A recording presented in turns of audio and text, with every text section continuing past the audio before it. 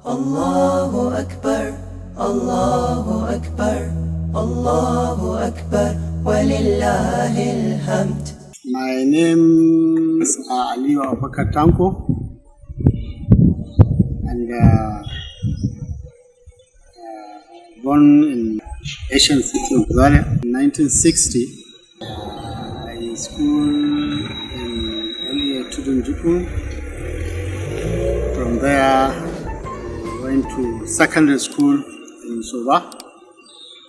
That was in 1974, and I finished in 1979. Then I was in College of Art, Science and Technology in Zaria, CAST then, in Zaria. And from CAST, I moved to Ahmad Bello University. I studied BSc Accounting at Bello University.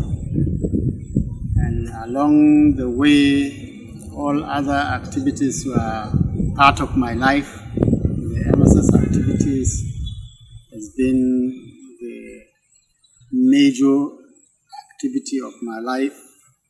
And, that took virtually, even from the secondary school, it took about 60-70% of my activities, or rather my life at that time. Coming to the university, sensing, and then later before graduation, I became the national president of the Muslim Student Society. And later, I become also the representative of what is called IFSO, what is known IFSO, that is International Federation of Students Organization, representing West Africa and later representing Africa. And then serve in or work with many Islamic organizations, local and international. And to date, I work with the National Hajj Commission of Nigeria, which is the very only government or formal work in my records. That is the National Hajj Commission of Nigeria. And I joined that organization in 2008 and retired 2020, to precise 1st January 2020. I retired, and incidentally again they insist and recall me back as a contract for another 2 years, renewable for another 2 years.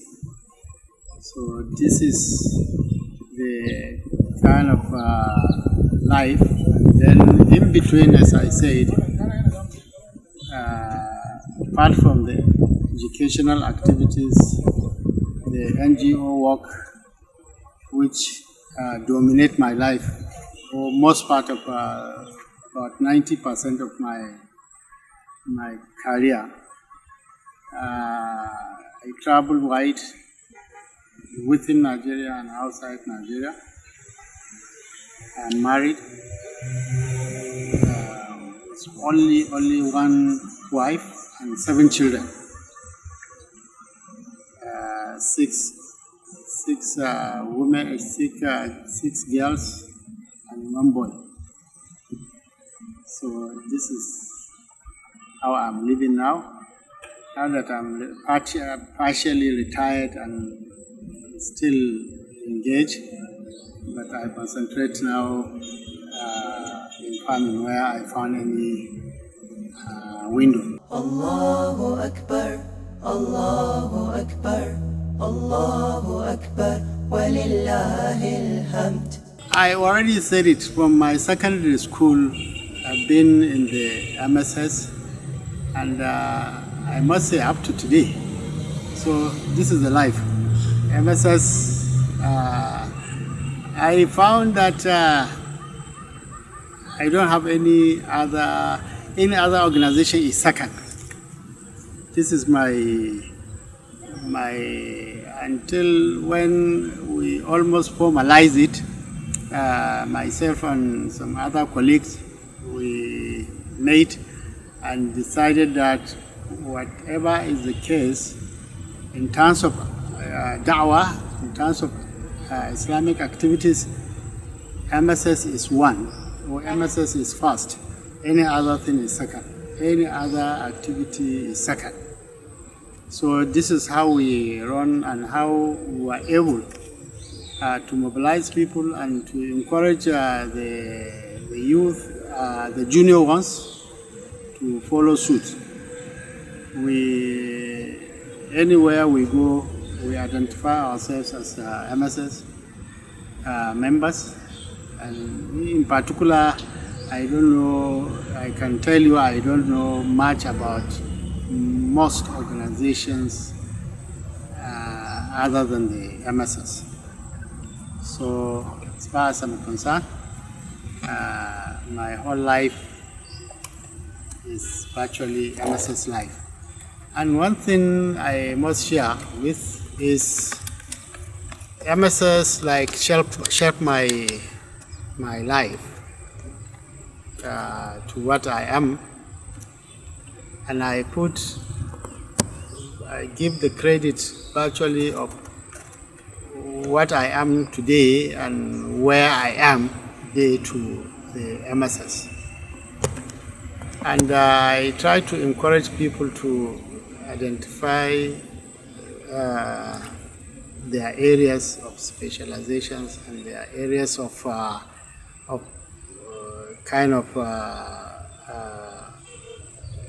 life, so that they concentrate and maybe they will be able to make some impact. I take pleasure whenever we meet high people, our senior brothers, places. We meet, we celebrate that we all are MSS members in those years, and we are still together. One thing, the bond binding MSS members, I think is the strongest bond that I know in life, because it's only in MSS that you will find a brother from the north and another brother from the south remaining so tight, so close that you cannot not easily be separated by the world things. I have seen this in our senior brothers, and I see it also within our own, my own contemporaries. So Islamic and particularly Muslim student societies relationship is one area that I found very, very critical, and it helped my life, it guided my life, and I'm always proud to be an MSS member, because it teaches me life, good life, and it made me to know people that ordinarily I may not, and I may not even come close to them. MSS brought me in close range to so many of such. So I'm highly grateful to Allah subhanahu wa ta'ala that made us to be part of the history of Muslim Student Society of Nigeria.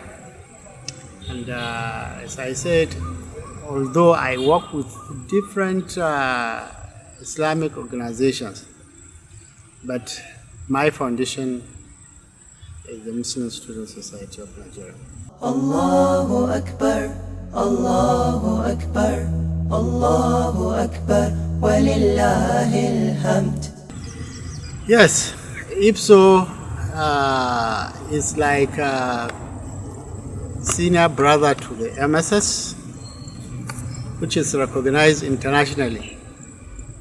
IPSO initially, the base was in US,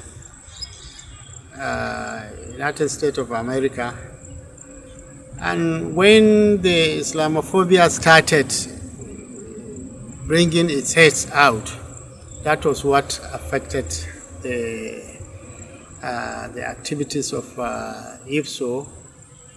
And since then, IPSO came so low, lie low,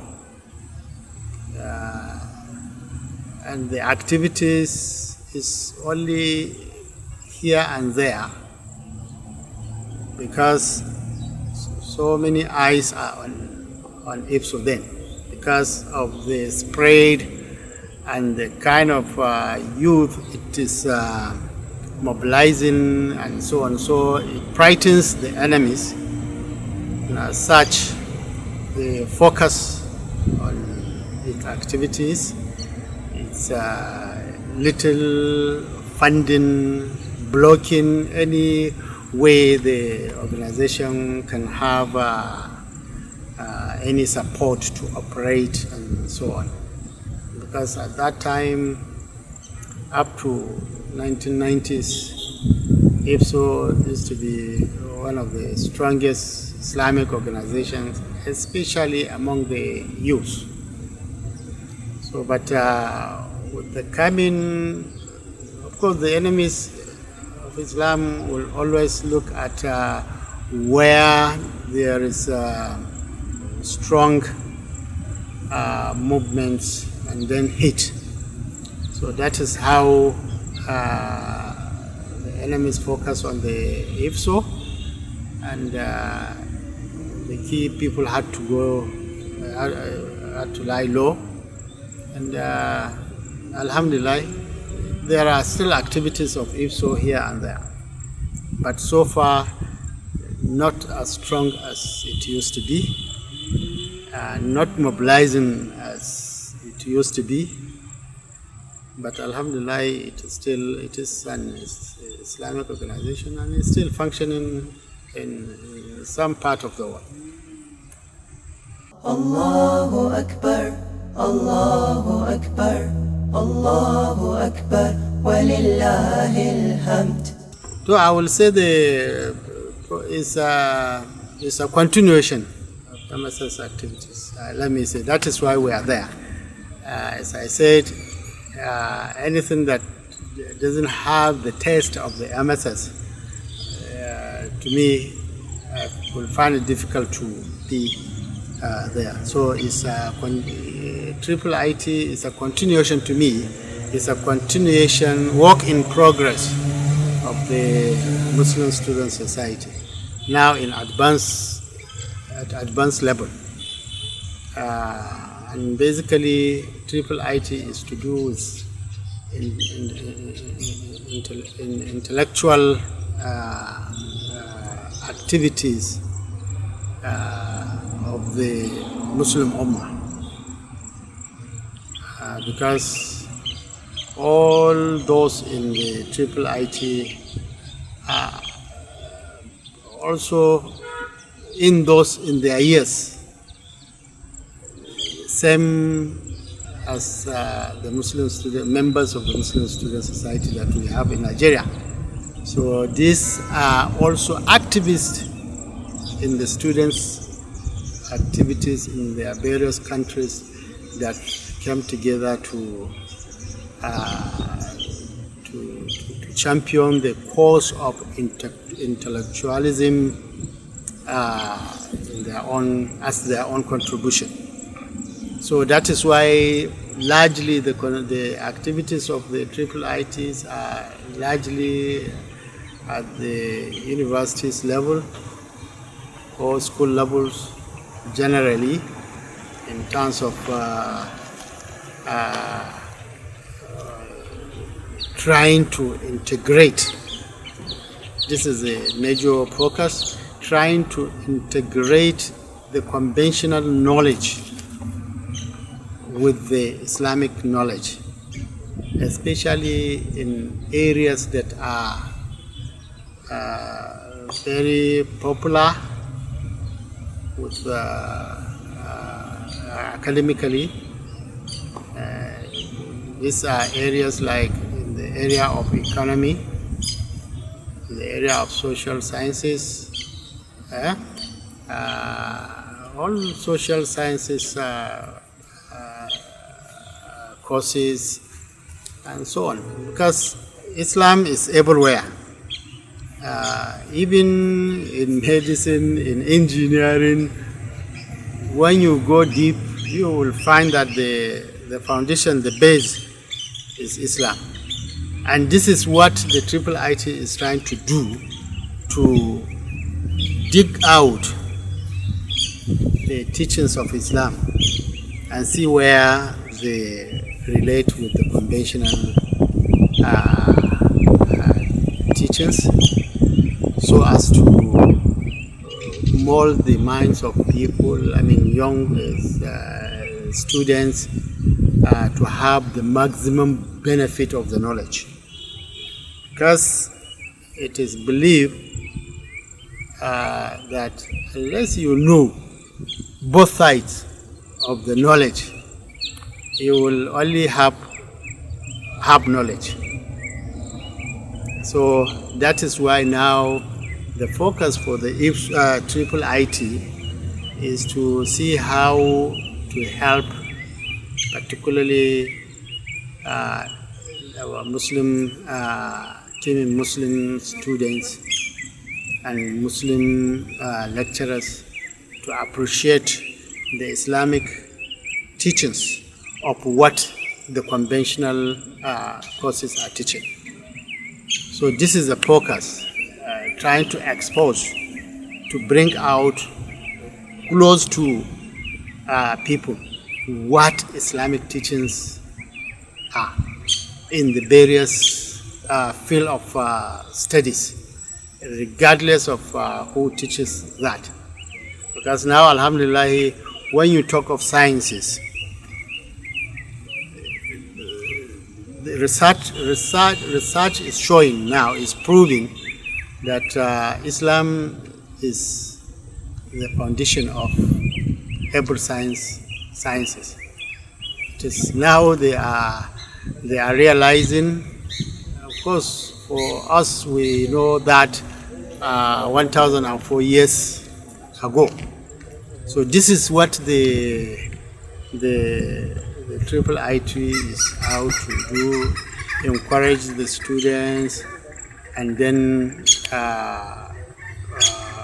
also mobilize the senior students in the universities to appreciate the value of the revealed knowledge, so that they can carry the two together. And it is proven that whoever has the two, the conventional and the Islamic, will definitely be different in terms of understanding, in terms of production. So this is now the focus of IIIT, and IIIT is the International Institute of Islamic Thought. Allahu Akbar, Allahu Akbar, Allahu Akbar, walillahil hamd. Okay, this scheme, Hajj 7 scheme, yes, is a scheme which is a mandate, part of the mandate of the National Hajj Commission of Nigeria. The act establishing the commission, the National Hajj Commission of Nigeria, made it mandatory to the commission to establish a scheme known as Hajj 7 scheme. What is this Hajj 7 scheme? The Hajj 7 scheme is a scheme that provides opportunity to every Nigerian Muslim, every Nigerian Muslim, to be an intending pilgrim. this is the long and short of what Hajj 7 scheme is all about. Is a scheme that comes to provide opportunity for able Nigerian Muslims, regardless of status, financial status. So this scheme provides that opportunity for somebody. Let me start with conventional, say, workers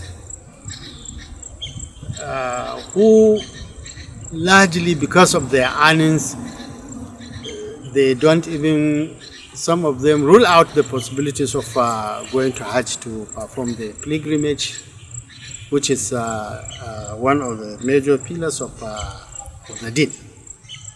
So with the Hajj 7 scheme, this is an opportunity.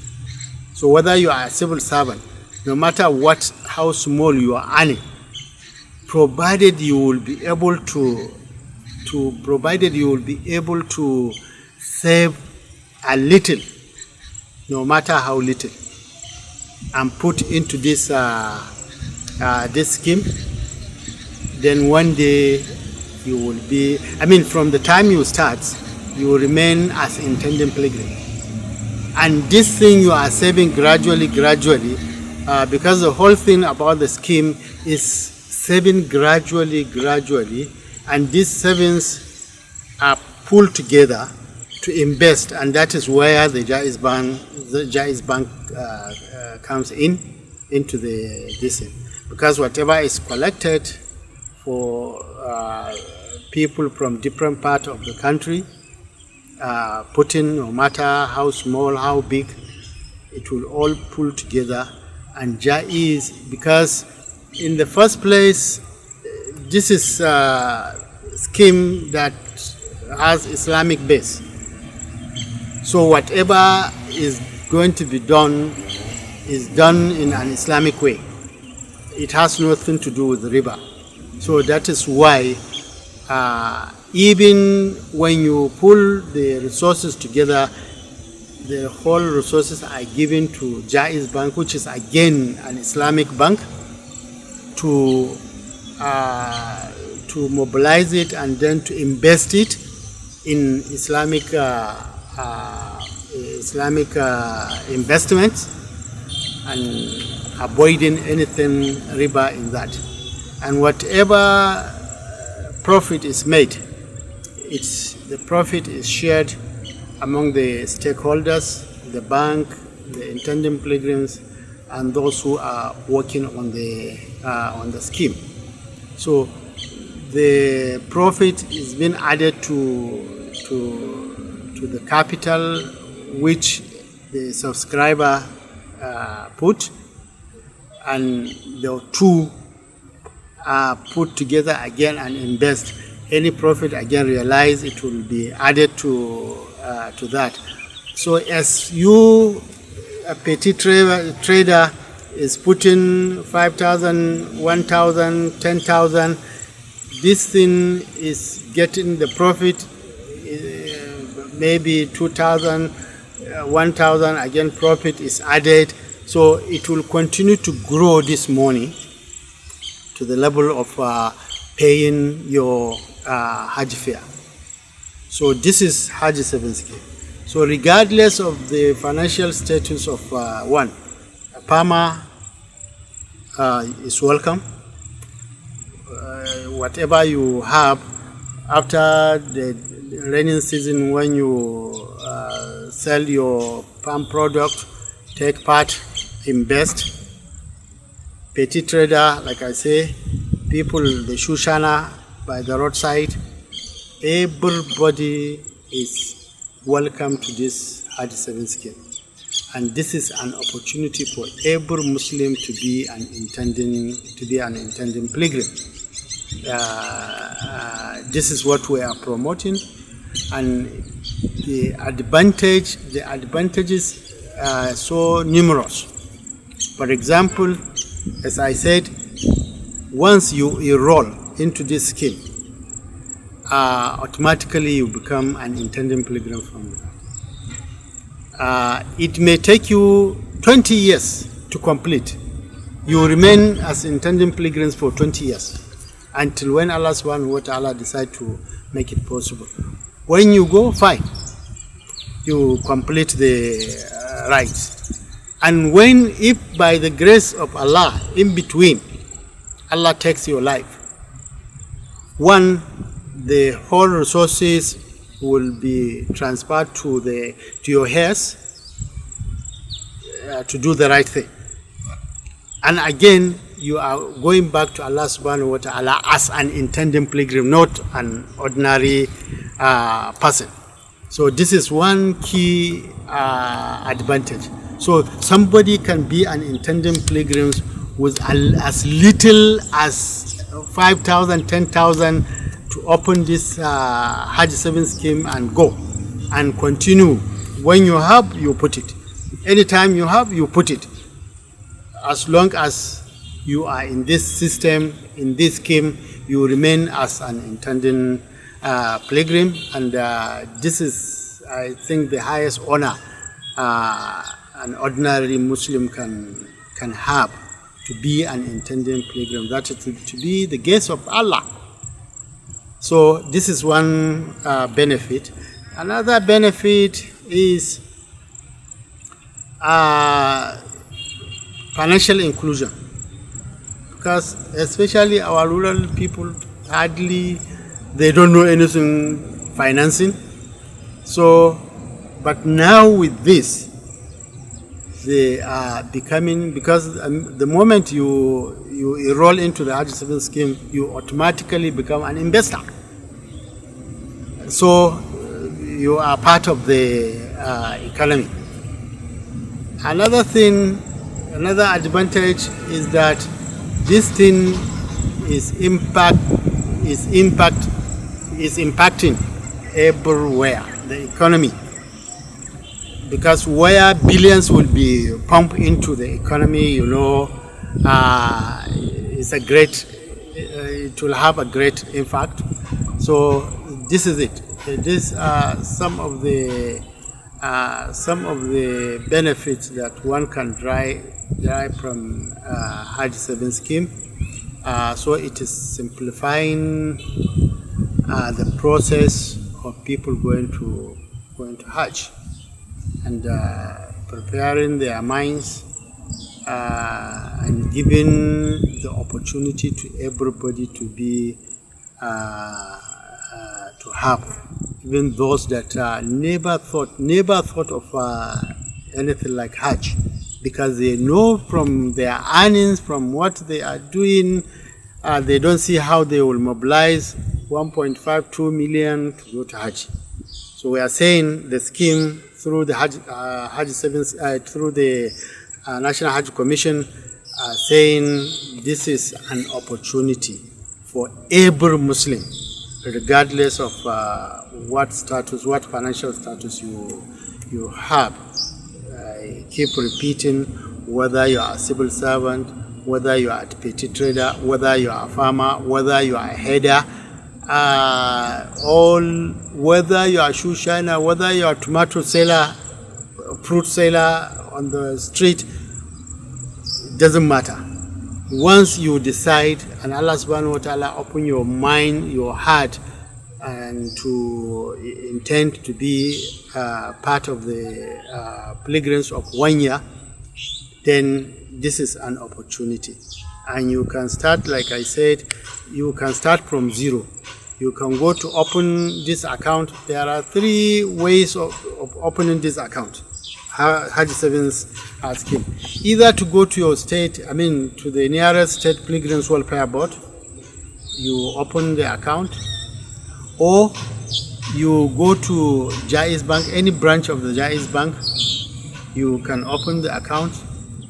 Or if you are an enlightened person that you can enter the internet, you can easily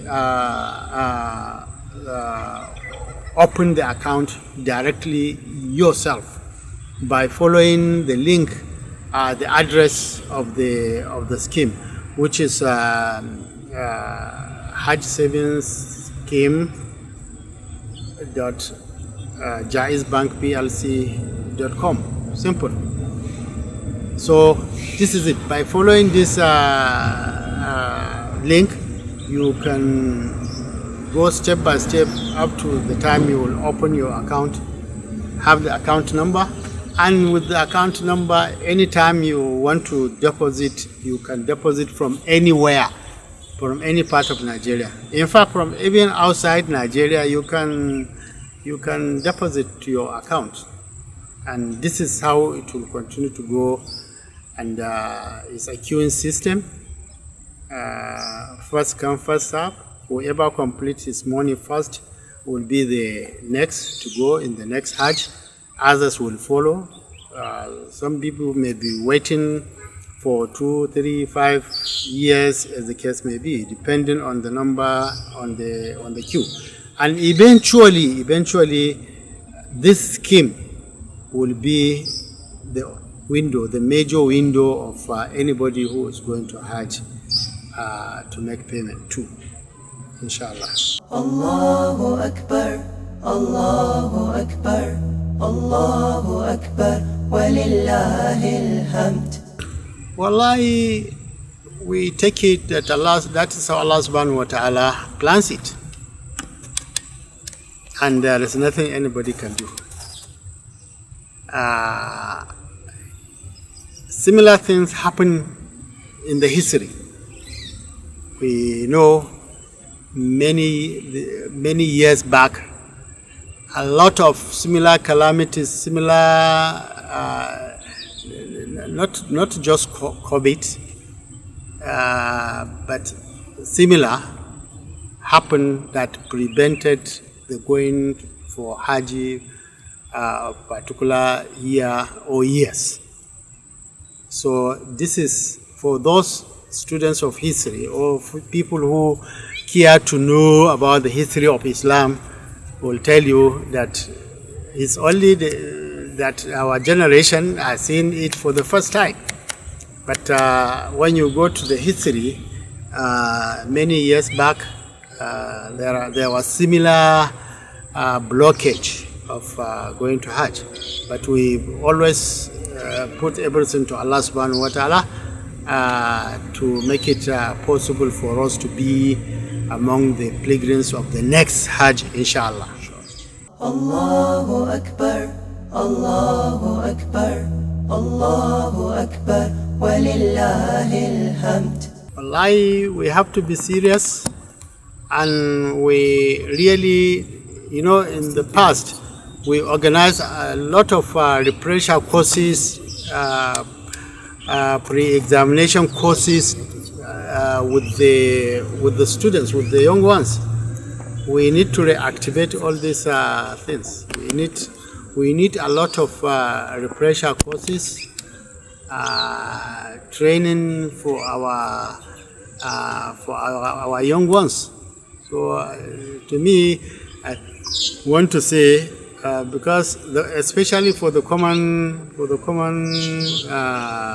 Muslims who cannot be able to go to expensive schools, so we need to do the MSS. I will call upon the MSS to really prepare to do more in terms of these extra lessons to students, because otherwise students taking a whole year passing without educational activities, without going to class, and then coming to at different levels. I think we need, even at the university, I can tell you, we need refresher courses.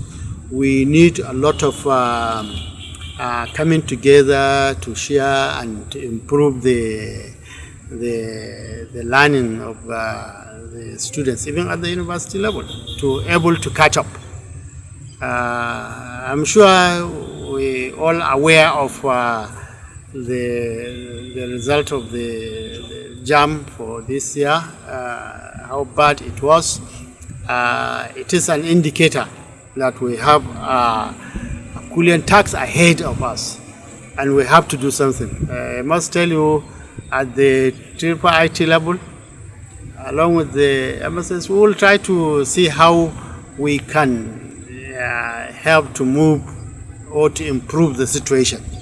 Because otherwise, the whole of us, these young boys and girls, young children, will become a liability. If they cannot progress, then they will constitute a problem to the society. So we must work together to improve the situation. As I said, all these past activities that we do to help and to assist, we have to reactivate, we have to revive them. I always feel happy when I meet somebody to say, he will remind me I was a student of refresher course in so and so place, and now I am this and that and so on. So you see the effect is positive. So we really need to activate these things and do them in the scientific way. Thanks the technology improvements now, you can do lessons in various ways. You can impact the knowledge now at different levels, using a lot of different technologies around. So we just have to come together to do more to the education. Otherwise, it will be a problem in the future. Assalamu alaikum. Allahu Akbar, Allahu Akbar, Allahu Well, leisure time, I don't know what you mean by leisure time, but if I have any extra time, like now I'm coming back from my farm, I like to, if I dislike idleness. So if I'm not in any activity, I prefer to go to my farm to see the animals, to see the crops, and work no matter how little I can to refresh myself. I always want to be active and then in activity. So if there is no work, then I create work for myself, but I don't want to be idle. Allahu Akbar, Allahu Akbar, Allahu Akbar, walillahil hamd. So you see, these are some of the things I don't want to be asked. I don't want to answer generally. Yes, but a lot of people impact on my life in terms of activities. Different people at different levels of life impacted in my life. You see, but certainly, if I tell you here at the highest level, Allahu Akbar, we had people like Sheikh Lemo, Justice Bashir Sambo, Justice Orire, may Allah forgive all of them. They all passed. We have the kind of the group captain Usman Jibrin. We have all late. And we have people like Oyeka now, who is still alive, among that elder groups. And among our seniors, you see here, we have the like of Usman Bagaja, we cannot miss to mention. Professor Abdullah Mustafa, Professor Musa Borodo, Professor Yadudu, Professor Naia Sada, Malan Ibrahim Suleiman, and all this, one other professor, Professor Aminu Mikael. In fact, Aminu Mikael I cannot forget at all, because he's been even my supervisor for my PhD, and who put me through. And these are the kind of people we have. Haruna Birnua, we have a lot of them. Zamil Sani Hanga, we have Hamid Boboy, we have Oloyede Kulle Sani from the other side. And I cannot forget also my friends. Also, they help, because they help us to improve ourselves. Here we have Brother Professor Abu Abdul Samad. We have Zikrullah Kulle Hassan, the current chairman of the National Hajj Commission, whom I took over from as the national president.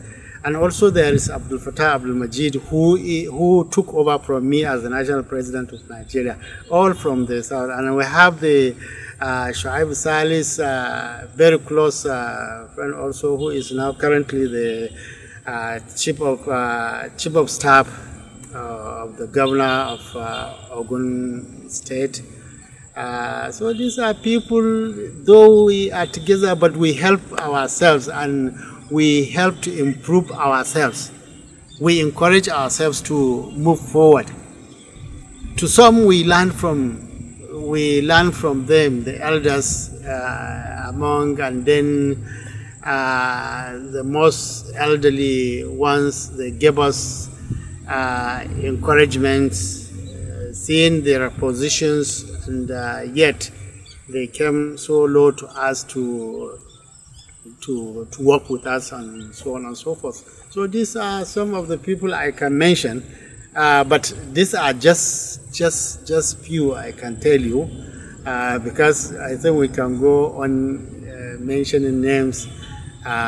This is for Nigeria. Then when you talk internationally, Tutunji, as far as I'm concerned, Dr. Ahmad Tutunji, may Allah bless him, is one person that impact in my life, and I think impact in the MSS survival from the inception. I can say we have not had somebody who supported MSS like this gentleman, Dr. Ahmad Tutunji. May Allah bless him. And we have other people like Hisham At-Talib, who is now the Secretary General of the IIT. Who is the President of the IIT. And then we have the Anwar Ibrahim, who is the Chairman, the former Prime Minister of Malaysia, who is now the Chairman of the IIT. And we have Umar Kasule, who is the Secretary General of the IIT. And we have a lot of them also at international level that we work together, and they encourage us, and we see in them a role model. And if you want to copy, these are the kind of people, the activities of these people you are to copy, and you will never regret in life. So these are a few we can mention from the international level. Even at that level too, uncountable. We can continue to mention names like that and so on. So may Allah be pleased with them all, and reward everybody accordingly, inshallah. Allahu Akbar, Allahu Akbar, Allahu Akbar, walillahil hamd. How simple. You see, you hear, you have heard what I said in terms of experience. One thing is, I must say, if we want to strive, if we want to achieve, if we want to progress, so we put Allah subhanahu wa ta'ala in front. And then remember that one day you will go back to Allah subhanahu wa ta'ala. And it is what you do that will be yours. Whatever you do, if you try to guide other people, then just like the Prophet ﷺ said, whoever guides somebody to what is right will have reward equal to that. So I want to advise our brothers now at the level of leadership of various students, MSS at various levels to be up and doing, and to have this in mind, and try to guide the younger ones, because when you guide, whoever you guide, you have a commission there. And that is really what is encouraging me, largely because to do good, you are helping yourselves, even though others will see that you are helping them. But actually you are just helping yourself. Like in the Hajj industry, we work tirelessly to make sure we bring comfort to all intending pilgrims, to guide them to do the right thing. You see, we do that with pleasure, and people see that you help them